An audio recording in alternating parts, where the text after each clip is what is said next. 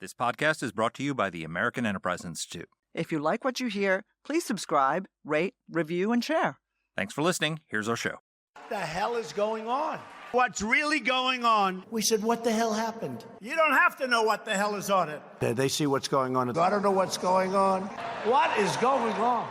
We must find out what is going on.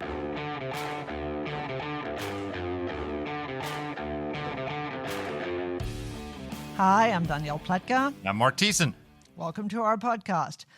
What the bloody hell is going on, Mark? The British version. Yes. Or the Aussie version in your case. I couldn't say it in Russian. What the hell is going on is this week, the war in Ukraine, the Russian invasion of Ukraine, marked its 4th anniversary. 4 years that Ukraine has been standing up to this unspeakable Russian aggression against its people, and it's putting aside where the state of play is in terms of negotiations, that the fact that Ukraine is still standing, that Russia has made so little progress, is a huge defeat for Vladimir Putin and a huge victory for the Ukrainian people. The courage of the Ukrainian people to stand up to this unmitigated Russian assault is amazing. And I say in the conversation, but this is one of my favorite statistics, that if you had put a snail on the border of Russia and Ukraine in February 2022, it would have made far more progress today than the Russian military has. And I actually dig into the numbers and I prove it at the end of the pod. A snail would have been in Kyiv by now, but the Great Red Army, or whatever we call it now, is stuck in a quagmire unknown since its quagmire in Afghanistan at the end of the Cold War. So, Mark, I mentioned this at the outset of our interview with Fred that's coming up. And just so for our listeners to know, so we got Fred Kagan on, who has just come back from Kyiv and is going to report to us on the state of play over there. And it's a fascinating conversation. It is. But one of the things I really pressed Fred about at the outset is this unrelenting focus on Ukraine, which has allowed, I think, the Russians to weave a narrative both to other governments and to the public that is completely untrue. The president of the United States, Donald Trump, has said that the Russians are winning and that Ukraine and that the Russians have all the cards. And the answer, is that's really not right. The Russians are losing, but the Russian people are truly losing. And I see everything through the prism of my area, obviously. This is like Hamas walking out of the war with Israel and turning around and saying, victory! Victory is ours! And the answer is, 70,000 dead and your country destroyed and all of your leverage gone is probably not victory. And for Putin, the idea that he's moving slower than a snail and that it has cost 1 million Russian casualties, probably more, says everything you need to know. This man is not just a menace to the world, he's a menace to his own people. Yeah, and by the way, 80% of those Hamas casualties were Hamas fighters, as we've recently learned. So much for the genocide narrative there. No, there's more of a genocide going on against Russia that is being perpetrated by Putin. Yes, so there's a lot of propaganda going on in both sides that is untrue. But here's the thing that people we need to recognize. Russia is incredibly weak. The Russian economy is in deep, deep trouble. Inflation is through the roof. Interest rates are through the roof.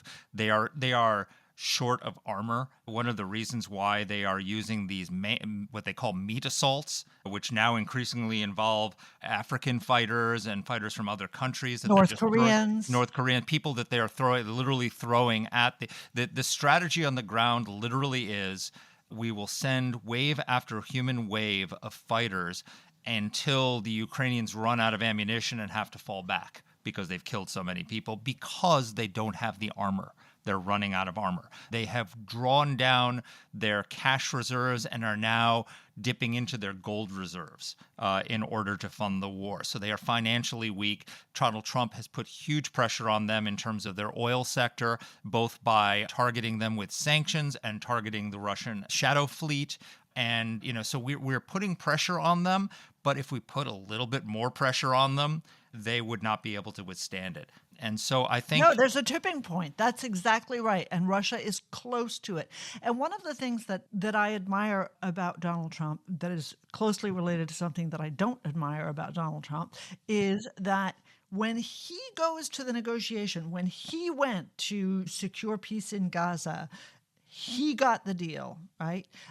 But it takes him being decisive. Any deal maker knows you got to have the maximum amount of leverage. When he forced the Qataris and the Turks to lean on Hamas to give up the hostages and end the war, he was leaning on the enemy harder. Okay. And that's what needs to happen with Russia. We've leaned on Ukraine, and I get that. I understand the impetus because you lean on both sides. We need to lean harder on the Russians because they are much closer to a tipping point than anyone realizes. I think it took some leaning on the Ukrainians early on to put us past the Biden era as long as it takes, for whatever it takes, until Ukraine gets all of its territory back, because that was never going to happen. And I think there needed to be a change in the mindset in Kyiv. But look, that's happened. We've put pressure on the Ukrainians. The Ukrainians have come around. They are agreeing. Zelensky now basically has agreed to give up all the territory that they've lost. And so the Ukrainians have made concession after concession, and it's the Russians who are not willing to make the concessions now.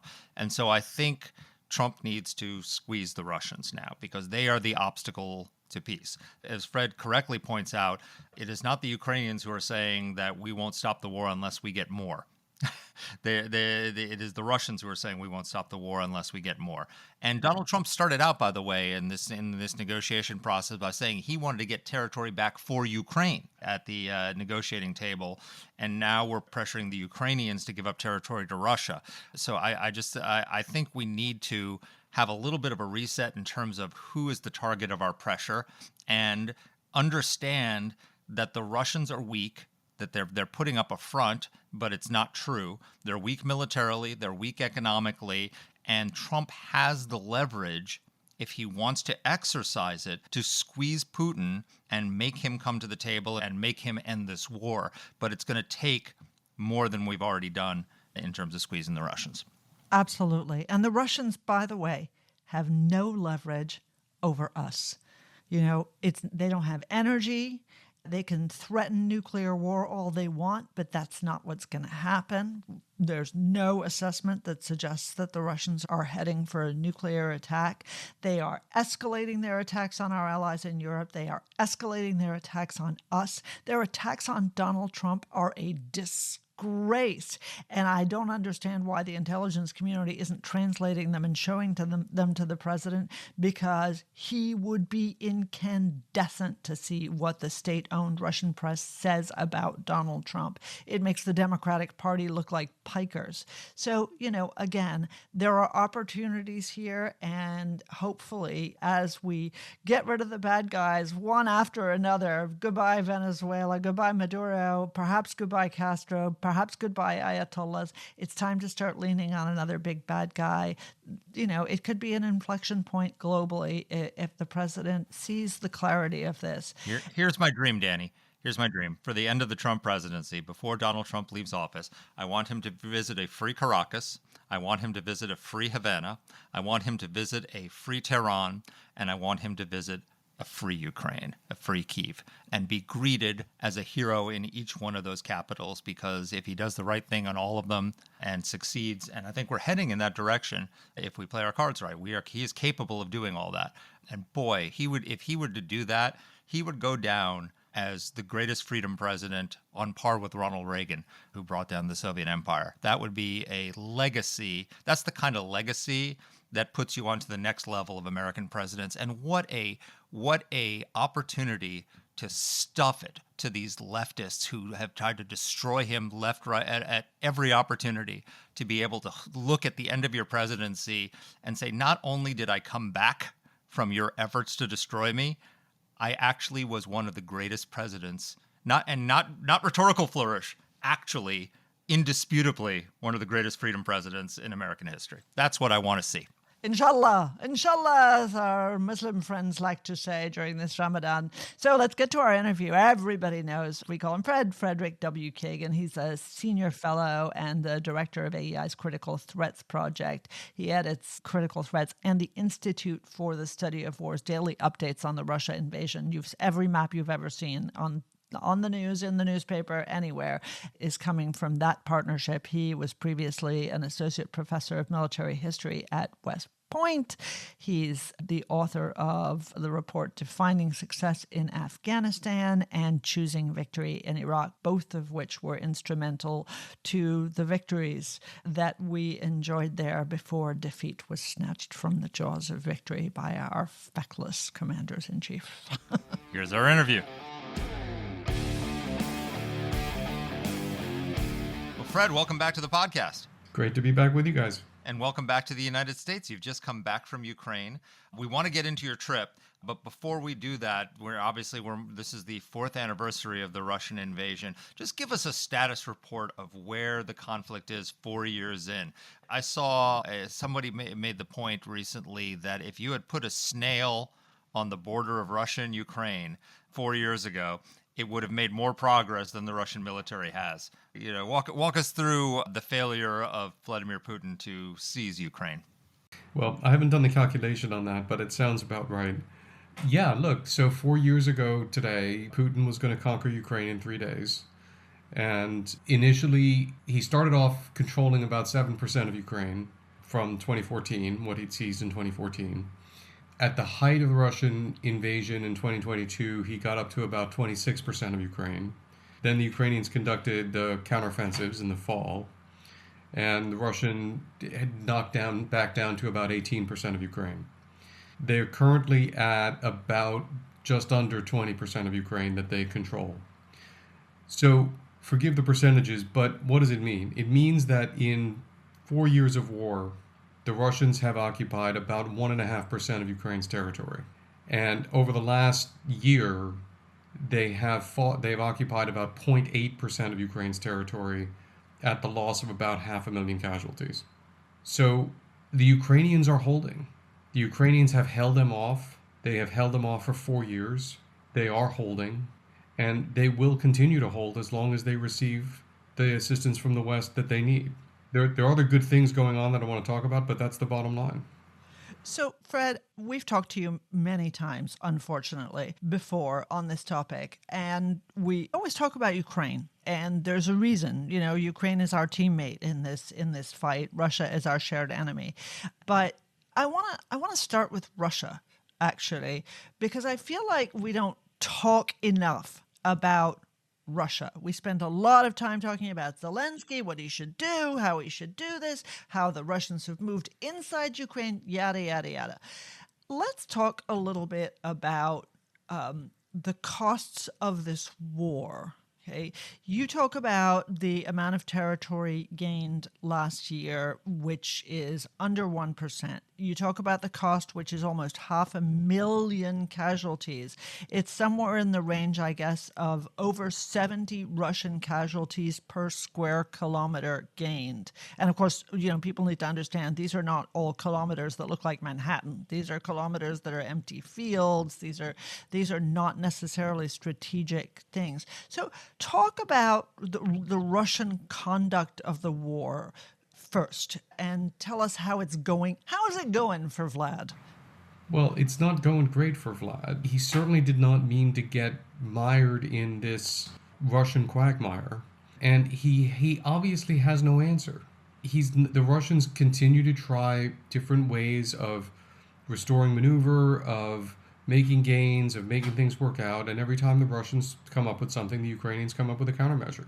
I'll hold this for a bit, and just at the moment, actually, the Ukrainians are the ones who come up with some ways to move forward, and that's been interesting and important to see. But things are not going well for Vlad at all. First of all, he has been trying very hard not to admit to Russians that Russia's at war. He still won't call it a war. This is the special military operation. And he's been trying very hard to shelter his people from the effects of this war, but he is no longer able to do so. The Russian economy is suffering from multiple drivers of structural inflation, including a labor shortage, that is only mitigated because the Chinese are providing enormous quantities of material support to the Russians and North Koreans secondarily. But the Russians actually have a manpower problem. Everyone talks about the Ukrainian manpower problem. The Russians have a major manpower problem. And the ISW team is forecasting that, in fact, Putin is probably going to go to another involuntary reserve mobilization soon, because he's really, it seems like, coming to the limit of, first of all, how many Russians are willing just to sign up for money in order to die quickly. And second of all, how much money he can actually spend. You know, he's started to spend down the Russian gold reserve. And that's because he's largely exhausted his ability to spend the Russian Sovereign Wealth Fund, which was vast when the war began. If you want a single indicator that he has very serious economic pressures, when you've got to start spending down your gold reserve in order to keep current accounts, you have a big problem. And that's one problem that he has. So I could go into more detail on a lot of the stuff, but the Russians have a lot of problems, and you're right. We focus on Ukraine's problems all the time, and the Russian narrative is that everything's great and they can keep doing this forever, and that is just not true. It's propaganda. And I just wanted to follow up quickly with my theory, which, as Mark knows, is mine. Sorry, guys, for the Monty Python reference so early in the podcast.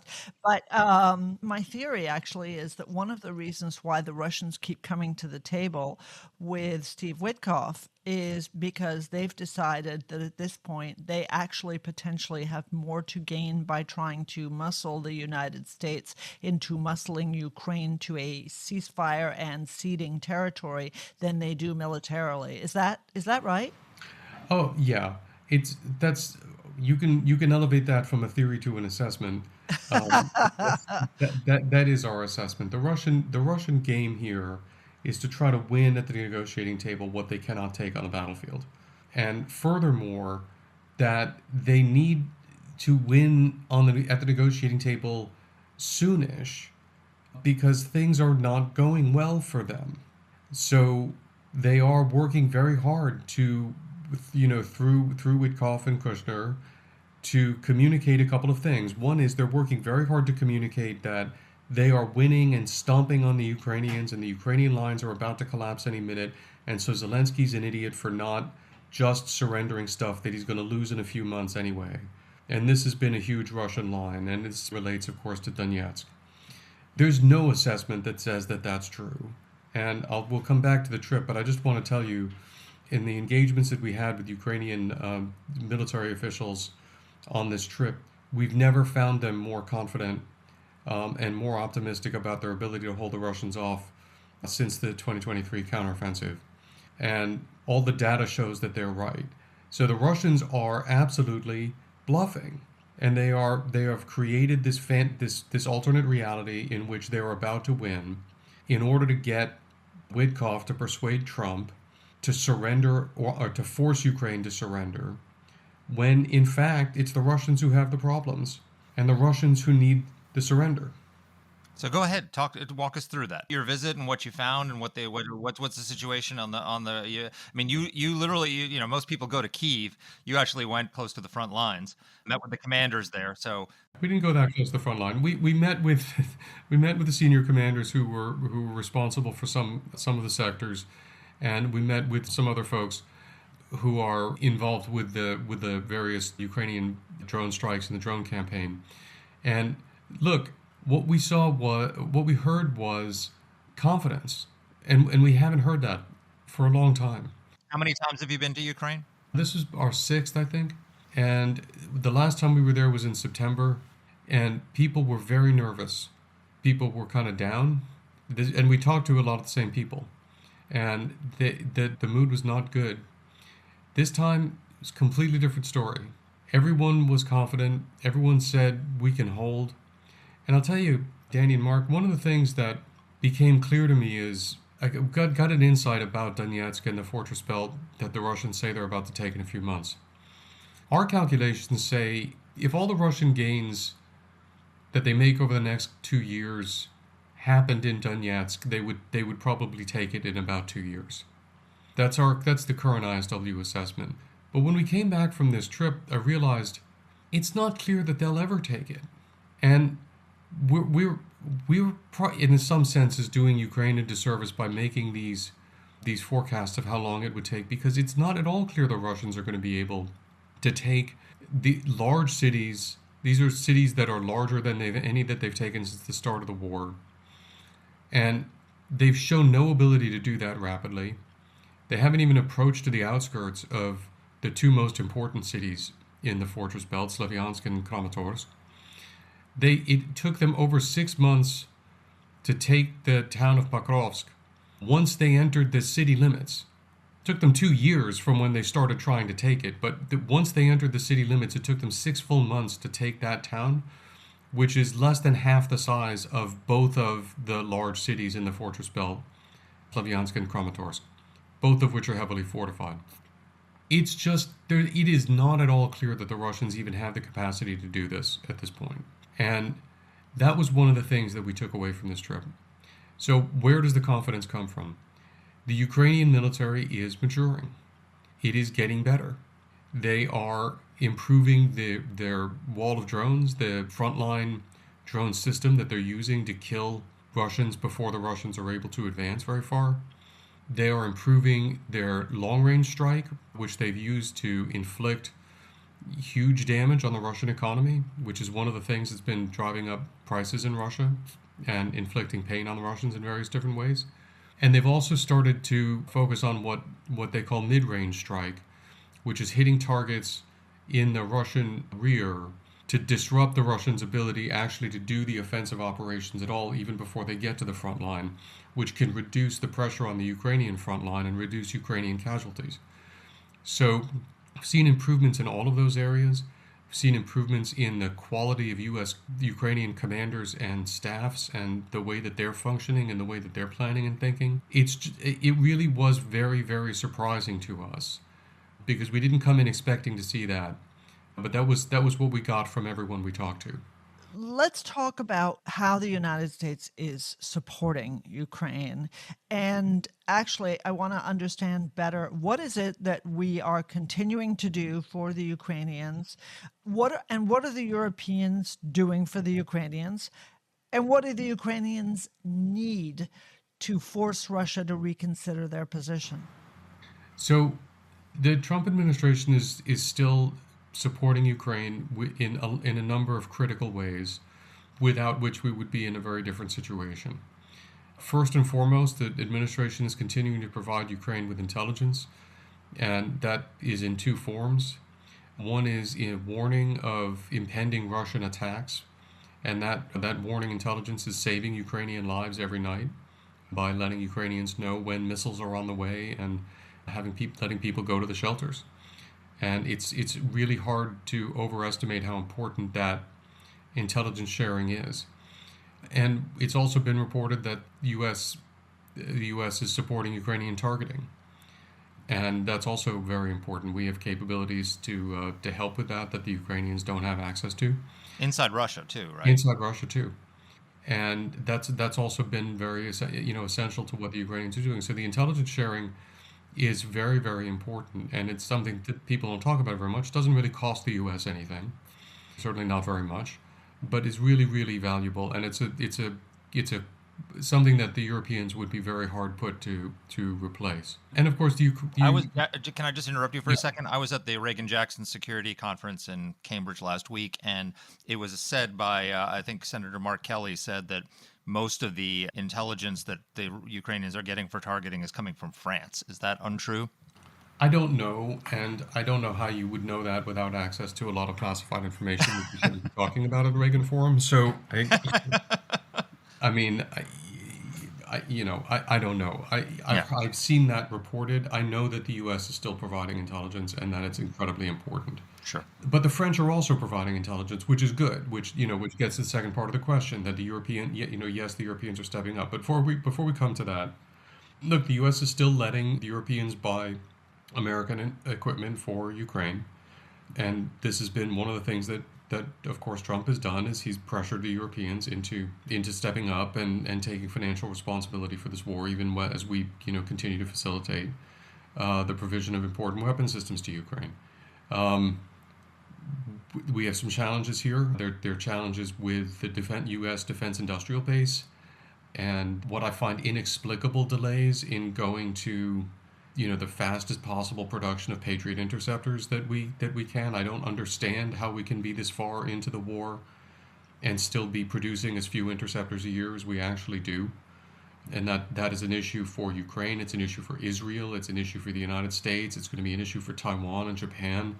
And this is a problem because there just aren't enough Patriot interceptors in the world, and Ukraine needs them. So that's a challenge.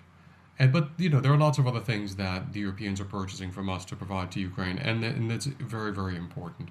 Including, by the way, there are F-16s that are operating in Ukraine, and those play a very important in defending Ukraine against Russian aerial attacks. The Ukrainians use those to shoot down drones and cruise missiles. So there's a lot of U.S. material that's really important. The Europeans are stepping up here.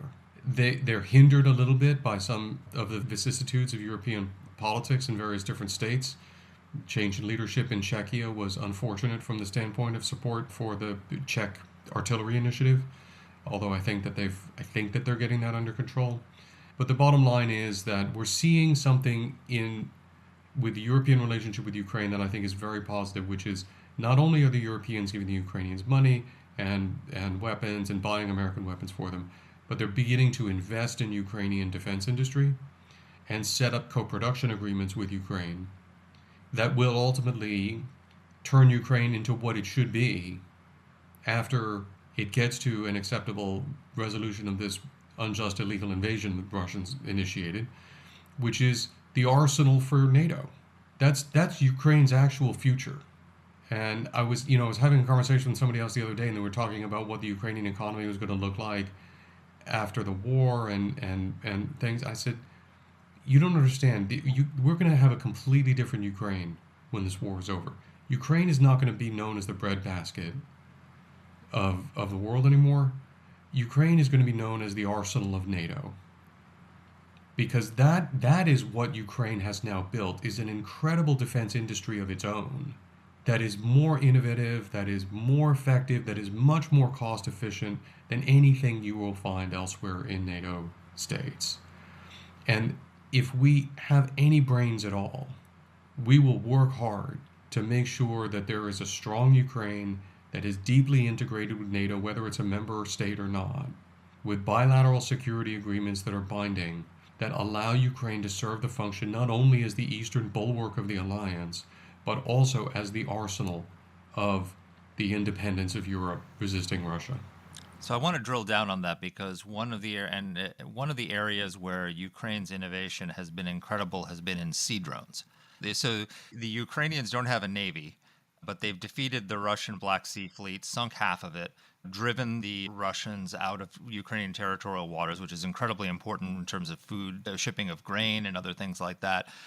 And it seems to me, watching the war, the back and forth in advantage on air drones has been, the Ukrainians make an advance, the Russians figure out how to counter it, the Ukrainians figure out how to counter that, the Russians figure out how to counter that. It's been this iteration process in the air.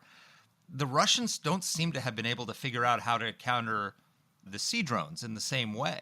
And the advances there have been remarkable. Can you talk to us a little bit about that and also the implications for Taiwan? Because this Ukraine could literally end up saving Taiwan by advances they've made in sea drones, because if the Russian Black Sea Fleet can't go into Ukrainian territorial waters because of these drones, then I don't think the PLA Navy is going to be able to go into Taiwanese waters if Taiwan has these similar drone capabilities either, right? Yeah, I mean, this has been an incredible story, and I'm glad that you're focusing on it. So there has been an offense-defense, countermeasure race in the maritime drones. And there is one artifact that we need to just note here, which is the Russian Black Sea Fleet was the weakest of the Russian fleets to begin with. And because of a 19th century treaty, the Turks are required not to allow the Russians to reinforce their ships in the Black Sea from other fleets. So the Ukrainians have had the opportunity to fight only the stuff that was there to begin with, and the Russians haven't been able to reinforce it with possibly better ships from other parts of the Russian Navy. So we just need to put it in context. That having been said, this is the only war that I can think of where a state with no navy has defeated a significant fleet and chased it all the way to the far side of the Black Sea, because that's where the Russians are now hanging out all the way on the eastern side of the Black Sea, trying to stay away from Ukrainian attacks, and the Ukrainians are still hitting them. So what's and hitting shadow tankers too, right? And they're hitting the shadow tankers, absolutely. So it's been a combination of maritime and aerial drones. So what happened is the Ukrainians first developed the maritime drones that they were operating against Russian ships with great effectiveness. Then the Russians realized that if they flew helicopters around their ships, they had a better chance of seeing those drones and destroying them before they got there. So the Ukrainians started mounting anti-aircraft systems on their unmanned systems. So on the sea drones. On the sea drones would have anti-aircraft systems that could shoot the helicopters down. This is a whole other interesting dynamic that we're now seeing, that both sides are now mounting anti-aircraft missiles and things on drones. The Russians are mounting them on aerial drones. The Ukrainians are mounting them on maritime drones. This is an interesting dynamic that we're seeing playing out here. But the bottom line is that the Ukrainians have continued to find ways to take advantage of the fact that they can afford to lose lots of maritime drones to Russian countermeasures, because every Russian ship they sink, every Russian kilo submarine they damage is worth more than the cost of all of the drones that they've expended on this. And that cost dynamic is very important. And it's something that we really, we need to stay focused on, because there are Russian aspects to this also when we talk about the Shaheds and so forth. But when you can field high quality intelligence systems that have considerable capability at low cost, that, as Stalin said, quantity has a quality all its own. The ability to field quantities of those and continue to keep shooting at a limited number of high-value enemy targets gives you a huge advantage. And that's the dynamic that we've been seeing in the Black Sea. So for Taiwan, absolutely. Absolutely. And this is something that I'm looking at with Dan Blumenthal and the Coalition Defense of Taiwan team at AAI in coordination with ISW, is how can we apply the lessons from Ukraine to Taiwan and help the Taiwanese prepare themselves.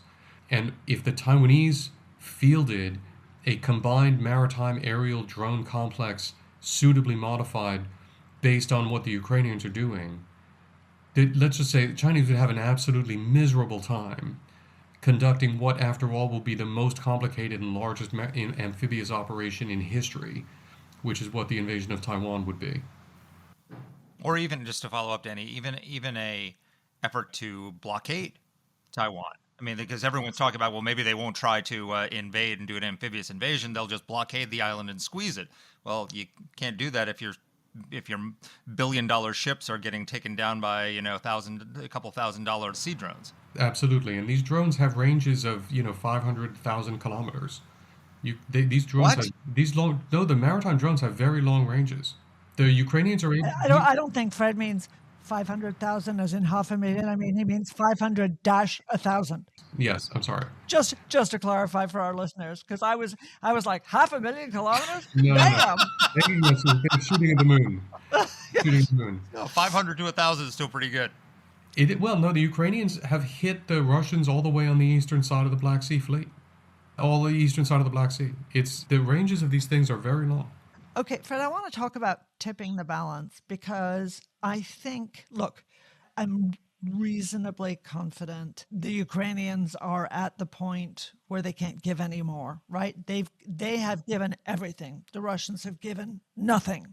And so, further negotiations are not going to lead to better results unless there's a change in the position of the Russians, right? The Ukrainians are not going to commit suicide for Steve Witkoff. Sorry, Steve. So the question to me, decisive question to me, is what is required to change the Russians' calculus, and how can we do that? And I'm gonna cheat a little bit, because I wanna lead the witness. I want to hear about weaponry for sure, us, the Europeans, but I also want to hear about Iran and China. So all of the above. Take all the time you need. Okay. It's long been our assessment that the only way that we're going to change Putin's calculus is if we help Ukraine stop the Russian advances completely, and begin to inflict significant battlefield setbacks on the Russians and start liberating territory and demonstrate that they will be able to continue to roll the Russians back. Putin's theory of victory rests on the supposition that the Russians will continue to grind forward at whatever cost indefinitely, and that forward grinding he will be able to turn into an effort to persuade us and the Europeans to abandon Ukraine and force Ukraine to capitulate. That's Putin's theory of victory right now. We have to help Ukraine demonstrably invalidate that theory and make it clear to Putin, no, if you keep fighting, you're going to lose what you have. That is the way that Putin's calculus is going to be changed. So how do we get there? Okay. There are a number of things that we can do to help the Ukrainians in this regard. One is that I'm sorry I've got to come back to tomahawks. Don't be sorry. Okay? I mean, President Trump was talking about giving Ukraine tomahawks around November 1st, and then we didn't. I can get a count for you of how many Shaheds have been fired since then, but it's many thousands.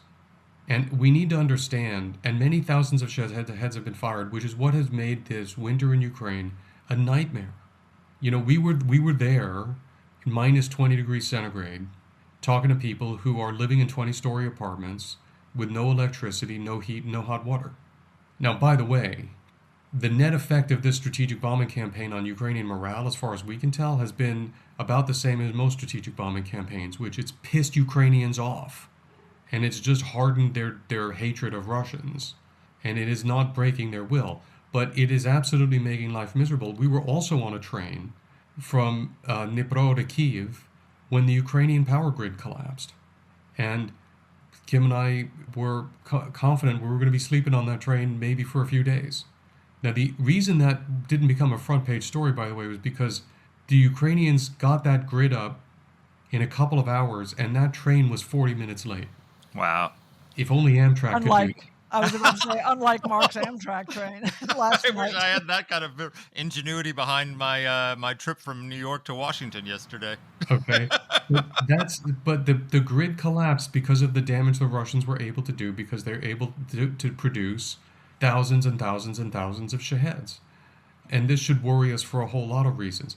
Destroying the facility that produces those Shaheds would set the Russians back considerably. And it would also save Ukrainian lives. It's presented as an escalation step. It's a defensive step, because the target that the Ukrainians would be going after would be the targets that are producing the Shaheds and secondarily Russian missiles. Well, also, it's not, Fred, just to interrupt, it's not escalation when Putin is using cruise missiles against the Ukrainians. It's a proportional response, because he's firing ballistic missiles at the Ukrainians today. Missiles. And hypersonic missiles. This is the thing. If you look, people need to watch the video of the Oreshnik strikes, because the video of the Oreshnik strikes, guys, that's what nuclear attack looks like, because that is a missile that is designed to deliver nuclear warheads. That is the purpose of the Oreshnik. Oreshnik was not built to deliver conventional warheads. And you can see the multiple re-entry vehicles striking multiple targets. Those are designed to be nuclear warheads. That was an escalatory step. And it was meant to be. So absolutely, this is not escalatory. But furthermore, it is defensive, because the point is to attack factories the Russians are using to produce hundreds of thousands of these things. By the way, the Russian target, we hear, is to be able to produce 1,000 Shaheds per day. That's the Russian production target for this year. That would be 365,000 per year. This is something that we should be concerned about, and it's something the U.S. could do something about. So let me ask you a question quickly. Let's say one were to convince President Trump to allow the Ukrainians to use ballistic missiles to target just the Shahed factory, right? So, because there's an argument to be made that we're about to do a major operation, possibly in Iran, that there's a Tomahawk shortage, right? Or at least a pressure on that. How many Tomahawks would it take to just eliminate that target?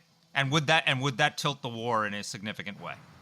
Look, it would certainly disrupt the current Russian attacks on the energy grid for months, and it would give the Ukrainians a reprieve that would be extremely important for a lot of things. So yes, actually, it would really be an asymmetric thing.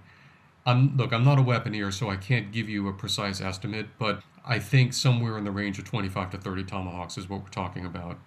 I understand there's a tomahawk shortage. We're going to need a lot of them. I'm pretty sure that we can spare the number that would be needed to make a significant impact on this war. Because we're not talking about hundreds of tomahawks here needed to do this. Fred, talk also about Iran and China. Yeah. So, well, look, the Iranians are not doing much for the Russians at this point. So I agree. On the other hand, there are other effects. For example, if we got rid of the Iranian regime. Oh yeah. So No. My point is that the Iranians are not doing that much for the Russians right now. Although, if the Trump administration took down another Russian ally, it would be a major informational defeat for Putin, which Putin would register as a major defeat. And it would be more significant than the removal of Maduro. It would be a lot more significant than the removal of Maduro from that perspective, and of course from a lot of other perspectives. So there absolutely is a relationship there. The bigger thing that we need to focus on is that if the Chinese were not enabling or were not granting Putin access to the Chinese economy as a major offset for Russia's manpower shortage, this war is probably over. And it's over on terms that are very positive for Ukraine. We really have to reckon with how deeply the Chinese are involved in supporting the Russian war effort, including sending fully assembled combat drones to Ukraine. The Chinese are really right up at, and in many respects, just over the line in terms of sending lethal aid to the Russians. But I don't have the economics to be able to figure out how, what the manpower offset is that the Chinese are doing for the Russians in terms of giving the Russians access to their economy and workforce. But it's enormous. And considering that there's an actual labor shortage in Russia of about 1.5 million, and that Putin has to make choices about whether he's going to send Russians to the front line or have them in his own factories, what the Chinese are doing for the Russians is almost existentially important for Putin and is existentially important for this war.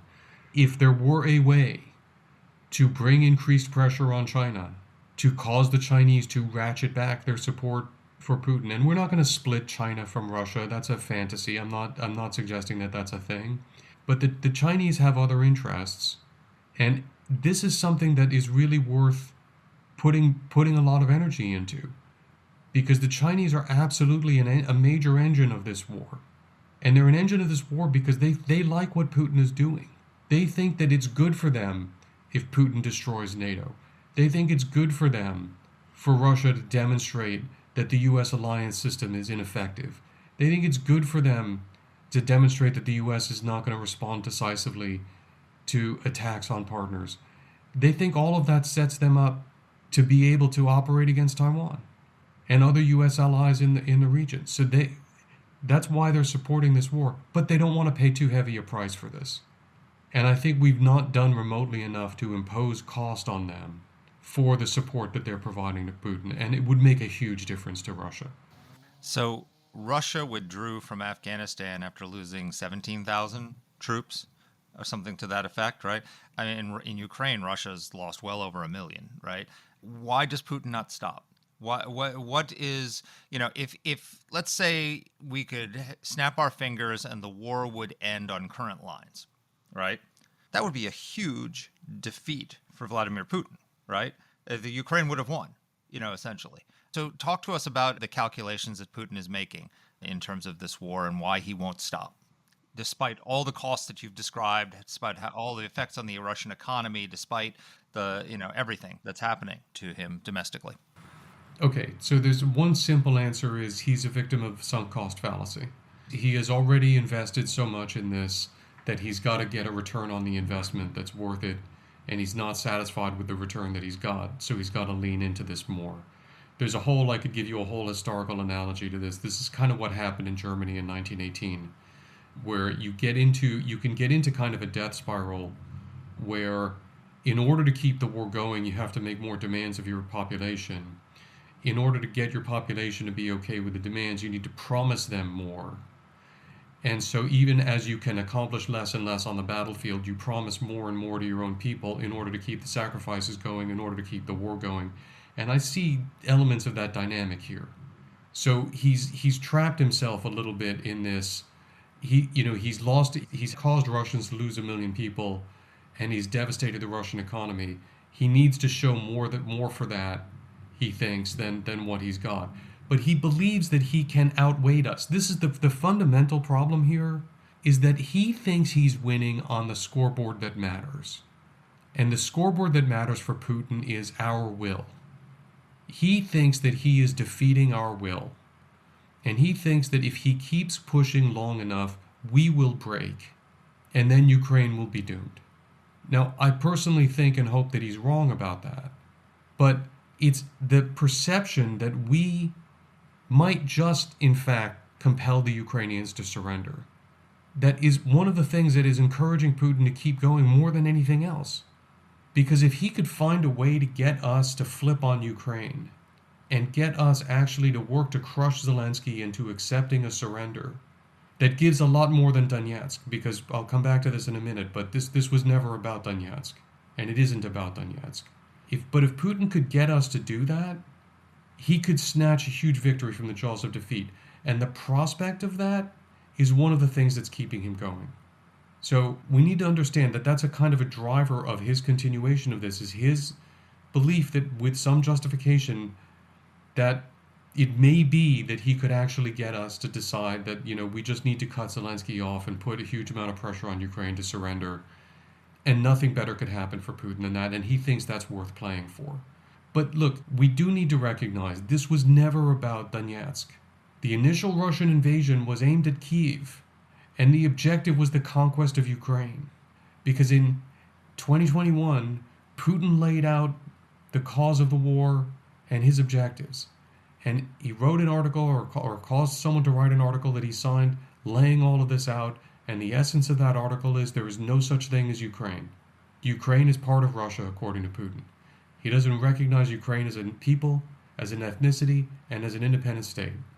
He is not fighting for territory in Donetsk, and this is something I'm sorry that Steve Witkoff gets wrong all the time.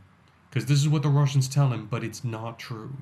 The Russian objective is the political or military conquest of all of Ukraine. And if Putin gets less than that, he's lost. That's Putin's perspective. So until we can demonstrate to him our will is not going to break, we are not going to compel Ukraine to surrender. We are going to continue to press for a peace that leaves a strong, independent, viable Ukraine that can resist future Russian aggression. Until we do that, Putin is going to be incentivized to continue pressing forward.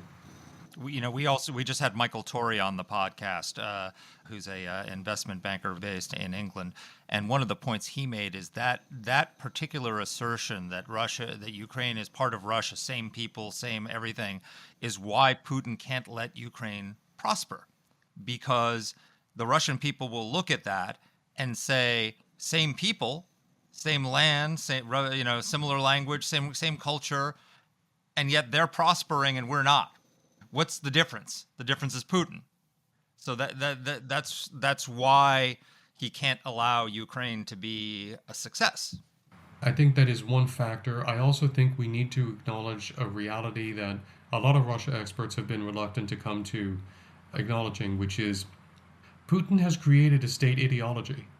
Putin has recreated the Soviet Union minus communism, and he's substituted a kind of Russian nationalism, an expansive Russian nationalism, really it's almost pan-Slavism. It's almost like 19th century pan-Slavism. But it's this image of Russian nationalism that has become the state ideology of Russia. And he's requiring everybody to mouth this ideology. And the ideology calls for what is basically, sorry, I'm a Russian historian, so the phrase comes to my lips, the reunification of the Russian lands. This is what, the Tsars used to talk about. And it's important to remember, Putin meditates on Russian history. It's a kind of a weird, very ultra-nationalist, not entirely accurate Russian history. We know the books that he reads and stuff. But he meditates on this stuff.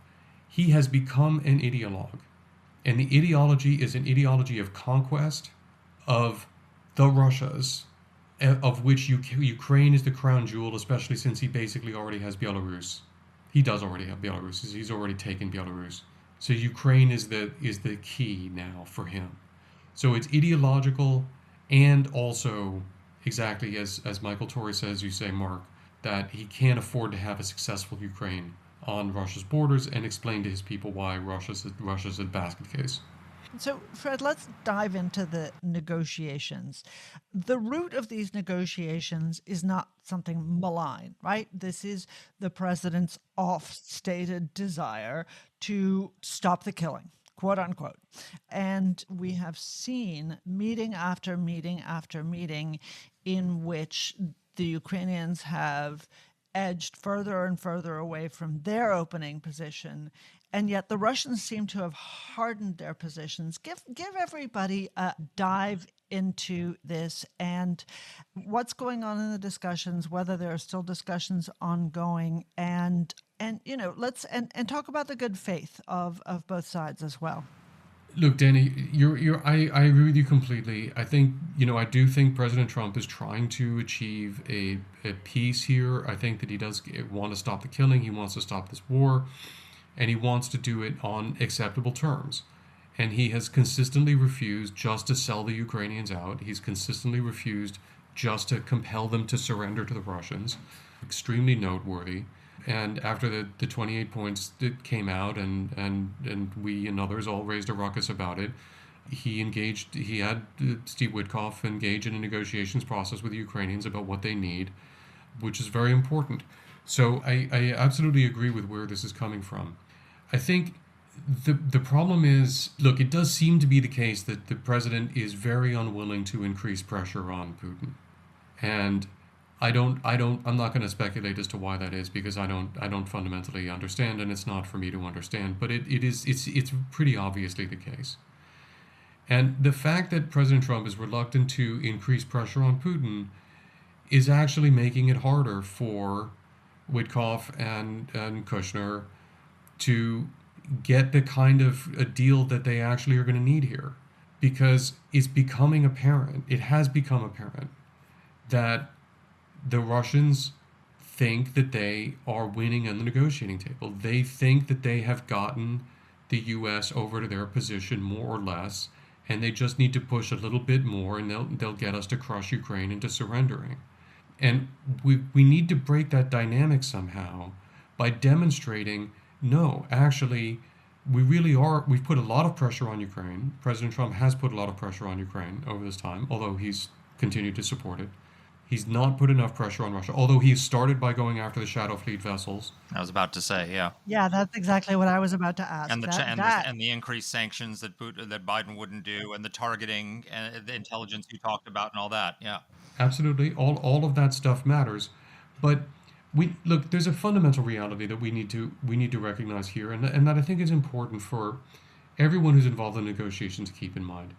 The U.S. inherently has much more leverage over Ukraine than we have over Russia, right? Okay. It's like Israel. Our friends listen to us more than our enemies. Right. So the natural thing to do is to lean on the people that we can lean on. And I wouldn't do it that way, okay, but I understand that phenomenon. But we have reached the point, as you guys said, where the Ukrainians can't give more than they've given. They have already given an enormous amount. Zelensky has said, if we stop the war on the current lines, he'll accept that. That's a huge concession. It's a huge concession. So we need to ask ourselves a question. Why is the war continuing? Since the Ukrainians have agreed to accept the current lines, why is the war continuing? Because Putin is willing to kill more Ukrainians and Russians in order to get more than he has. That's the fundamental dynamic that's going on right now. And that's not the dynamic that I hear being presented by readouts of the negotiations or discussions of our policy. This is the thing that we have to get in our minds. The problem is that Putin is dissatisfied with what he has and insists on getting more. That makes Putin the obstacle, not the Ukrainians. The Ukrainians are not insisting on getting more than they have. The Ukrainians are not insisting on liberating all of their territories anymore. I actually think, if you just forgive the digression, look, I think there's a bit of a hangover in our thinking from the old Biden policy. Because, one of the many problems with Biden policy was, whatever it takes as long as it takes, right? And lots of people were saying, okay, but do we seriously think the Ukrainians are going to liberate all of their lands? Is that what we're going for? What is it? And whatever it takes, as long as it takes, was not a good bumper sticker, other than for encouraging Ukrainians. And it led to this conviction coming into the Trump administration that the Ukrainians had unrealistic expectations. The Ukrainians were going to insist on liberating all their lands, and we had to get the Ukrainians to be realistic. And this, and there was some truth in that. But we're there, guys. Zelensky has accepted the reality that he's not going to get it all back. It's Putin who is insisting on continuing the war to get more. And we need to reorient our negotiating strategy and our pressure strategy around that fundamental reality. Because that's the only way that Witkoff is going to have the tools and the pressure balance and the resources that he needs to get the Russians to make the concessions that they have to make in order to get the kind of deal that President Trump can sign and accept and be satisfied with. More leverage. Exactly. I want people to understand one last little thing about this. Okay, so what does Putin want, right? He wants more of the territory. What he really wants, though, is, and I wrote a little Substack that was entirely derivative of your and the Institute for the Study of War's work, including your maps and videos, and exactly today. But what we discussed earlier is that Putin has decided he can't get this 20% sliver of Donetsk that he has not been able to advance into except by snail's pace. Slower than snail's pace. Right. But to use Mark's favorite analogy, slower than a snail's pace. And so he's decided he's going to get it through negotiations.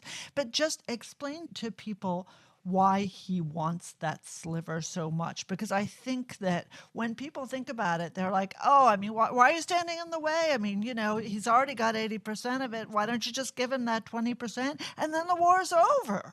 Why does that matter? So there's two things going on here. One is, it's a lie.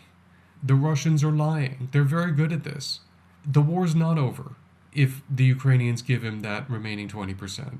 The Russians are and by Russians I mean like the Russian foreign minister. I mean Putin himself. I mean Russian actual Kremlin officials who are speaking for Putin. Continue to make it clear that the Ukrainian surrender of the rest of Donetsk is the starting point for further negotiations. And they've also made it clear that those negotiations are not going to include things like meaningful security guarantees, because they've already vetoed that, and they've said that repeatedly. So we actually have to get very clear about this. The Russians are trying to get us to compel the Ukrainians to surrender territory, not in exchange for a peace, but in exchange for some more negotiations, in which the Russians are going to continue to play the old Soviet game of what's mine is mine and what's yours is negotiable. That's the first thing. But the second, they don't want peace, they want a pause. They don't even want a pause. They want a concession so that they can then continue to make more demands. And that's the Russian negotiating strategy right now. So that's the first thing. The second thing is, ISW coined the expression to call this the fortress belt, is the part of Donetsk that the Russians are asking the Ukrainians to give over. This is a region of 4 largest towns, a couple of small cities and a couple of towns that have been heavily fortified. The Russians have been trying to take them since 2014. They didn't start trying to take these in 2022. They started trying to take them in 2014. They failed. This fortress belt has been being fortified for 12 years. And the Russians have been unable to take it for 12 years. And they've been trying. And they've been unable to take it because it's really hard to take. This is defensible terrain. This also includes significant Ukrainian defense industry, not to mention hundreds of thousands of Ukrainian people. So this is going to be a very hard nut for the Russians to crack, if they can crack it at all. It's going to cost them a huge number of soldiers. It's going to cost them a huge amount of resources, and it's not clear that they can take it. So that's why this terrain matters. But again, the terrain is only part of the picture for Putin. And I just want to stomp on one other particular element of this, which is, well, these people are Russians anyway, because that's another thing that I think I wish that our colleagues in the media would spend more time talking about Russian propaganda, because we like to think of ourselves as really, really savvy about who's behind propaganda. But, Mark knows, and Mark has written a lot about Radio Free Europe, Radio Liberty's work. But we don't do enough to counter Russian propaganda, especially in Europe, but also here in the United States.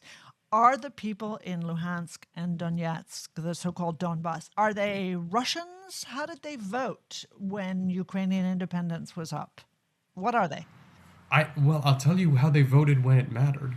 When the Russian separatists backed by Russian military came in, they fought them. They fought them like hell. That's the voting that matters most. That's why the Russians were not able to take this part of Donetsk in the first place, was because the inhabitants who were supposedly Russians fought off the Russians and fought off the separatists like hell and fortified and have held for 12 years. Look, we were in Kharkiv on this last trip. Kharkiv is one of the places that Putin has always trumpeted as this is a Russian city.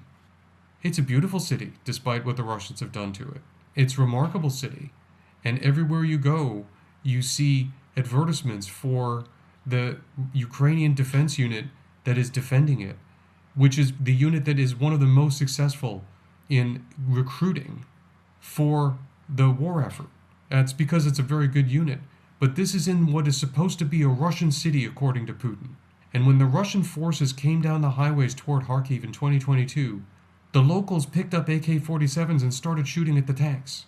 All of these Russian speakers in Ukraine, who were supposedly Russians and were going to welcome the Russian invasion, they are the ones who are on the front lines in the trenches in minus 20 degrees with no heat, fighting against the Russian invaders. This is the easiest of all bits of propaganda to disprove.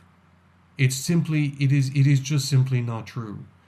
Ukrainians identify themselves as Ukrainians, and the Russians have accelerated, by the way, the development of a sense of Ukrainian nationalism and of a distinct identity that is not Russian by everything that they have been doing since 2014. So in some sense, no one is more responsible for the emergence of a very strong and vibrant sense of independent Ukraine than Vladimir Putin. And that's because when he presented Ukrainians with a choice between being part of an independent Ukraine and part of Russia, they said we would rather die than be part of Russia. Exit question for me. So let's assume that we could get to a agreement on territory and to stop the war, right? Let's just put aside the whole dispute over Donbass and withdrawal and all the rest. Let's just say that something is worked out. What kind of security guarantees? My big fear is that Putin would agree to stop the war, not to end it, but to pause it, to wait out Donald Trump until he gets another weak president like Joe Biden or Kamala Harris or Gavin Newsom to come in, who won't have the will to stop him, and then he'll start the whole war again. What kind of security guarantees are necessary to prevent him, to make it impossible for him to resume the war if a peace deal was achieved?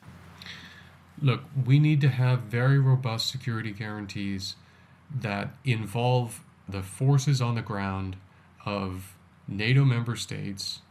This doesn't need to be and shouldn't be under a NATO auspice. It should be under probably a series of bilateral mutual defense agreements, by the way. And I emphasize mutual defense agreements because Ukraine has a lot to bring to the table here to help deter future Russian attacks against NATO if these defense agreements set up properly.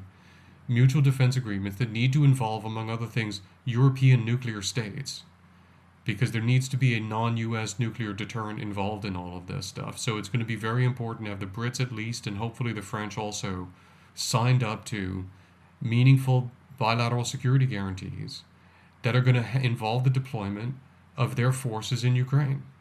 There needs to be U.S. commitment to involvement in this. The U.S. absolutely has to assure Ukraine and its allies that it will allow them to use U.S. command and control systems, intelligence systems, and so forth. But the best single deterrent that the U.S. can provide is the United States Air Force, and to make a commitment that if the Russians attack again, the United States will bring the full strength of its air power to bear, which can crush the Russian military.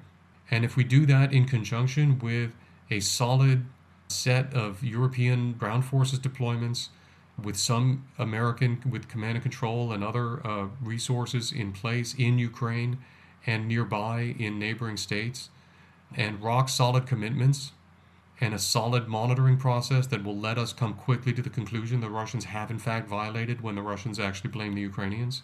That is a robust security guarantee. Oh, and last thing, we need to be investing in Ukraine so that the Ukrainians have a strong enough military on its own to make the Russians think twice, and the security guarantees make the Russians just not think about it. That's the way to make this work. The other thing I would add to that is tomahawks. So let's say Trump is uncomfortable giving them tomahawks to use right now. As part of his security guarantee, if we gave them tomahawks, the Russians would know that if they resumed the war, that the Ukrainians would have the ability to hold Russia at risk in a way that they didn't with the first invasion. I think that would be a huge deterrent if they could target Moscow, if they could target, they would have the reach to hit with massive payloads. That would be a huge deterrent as well. Absolutely. Fred, thank you. I wish that having had this conversation with you too many times before, that we were not meeting on the 4th anniversary of this war and that it was still ongoing. But thank you for everything that you've been doing and that Kim has been doing and that the teams have been doing. I spent a few hours on the website yesterday of Critical Threats and of the Institute for the Study of War, and you couldn't hope for a better education. So for everybody who wants to dive in, as I said in the Substack this morning, dive in and look at Russian advances. I posted one of the little videos. You really have to squint. And that tells you everything you want to know at the price of a million Russians alone. So thank you for what you've been doing and for taking the time with us. So I asked ChatGPT to look it up. So the average garden snail moves at 0.03 miles per hour. At that rate, to get from the border of Russia and Ukraine to Kyiv would take 375 days. So it is a factual statement that a garden snail would have made more progress than the Russian military has. And is less slimy than Vladimir Putin. That is There a you perfect outro. Thank you so much for the opportunity to be with you again. Take care. Thank you for all you do, Fred. So Danny, here's my thought. We need to address the problems in our industrial base that are creating the reality that we don't have enough Tomahawks and we don't have enough Patriot interceptors. That is, and I'm working on an essay for the Post about Divergent Technologies, which is a company in California that can build these things using laser printing and take it from weeks to days of producing these weapons. I don't know why we are not pouring money into that capability using laser printing to build these and just stocking up on all of these. But here's the thing. If you want to turn this war around, give the Ukrainians a dozen Tomahawks and take out the Shahed factory that is beyond the range of their current capabilities. That is the number one thing that Putin is using to attack Ukraine right now. And the tide of the war turns in a way that will force Vladimir Putin to the negotiating table. We just need, we need to up the economic pressure on them. But that one thing, that one action, and if we can't spare enough to hit their oil infrastructure as well, if we have enough, I would hit their oil infrastructure as well. But let's just take out that factory, and it would be a game-changing event. And it doesn't take a lot of Tomahawks to do that. And as we discuss, Vladimir Putin is using ballistic missiles against Ukraine, so he can't call that an escalation. It's not an escalation. It's a proportional response to what Vladimir Putin is doing right now. That turns the tide of the war. That makes Steve Witkoff's job so much easier. I know he doesn't care about his job being easy, but that makes America's job a lot easier in bringing this war to end and bringing Donald Trump the Nobel Prize that he deserves. I just look around the world and I see us on the cusp of victories that remain sort of frustratingly out of our reach, right? Saudi Arabia joining the Abraham Accords, the fall of the Iranian regime, the defeat of Russia's effort at conquest in Ukraine. I see good things happening in this hemisphere, and I don't think that there's a leader in Europe, a leader in Asia who can deliver the same. These are people who are owned by their foreign ministry bureaucrats who wring their hands and sip their Chardonnay and slice their brie and pâté and fuss about consequences. And I don't. It is a moment for bold leadership. Donald Trump is going to get this year to the midway point of his presidency, and yes, there's a lot to do at home. But the truth is that in terms of the border, a lot has already been done. The truth is that in terms of crime, a lot has already been done. What we really need is to reduce the threats to American national security that escalated so sharply during the Biden administration. The Iranians, right? The Chinese, the Russians, the Venezuelans. All of this axis of evil needs to be stomped. And I wish there were more people around Donald Trump who saw that now is the time that he should be putting on hobnailed boots and stomping them. Well, I think he's starting to do that. And, as you say, inshallah, next year in Tehran.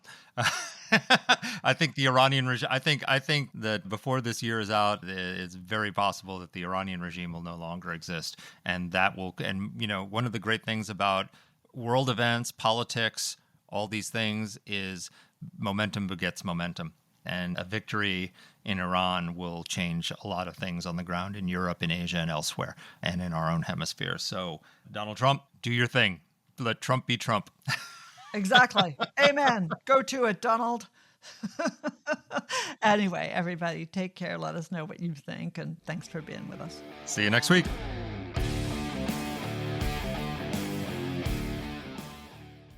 Let us know what topics you'd like us to cover. You can get in touch with the show by emailing us at whatthehell@aei.org. Or you can reach us on Twitter. I'm at @dpletka. And I'm at Mark Thiessen. That's Mark with a C. Please rate and review the podcast. If you like the show, please subscribe, share it, comment on Apple Podcasts, or wherever you're listening to this. Thanks for listening.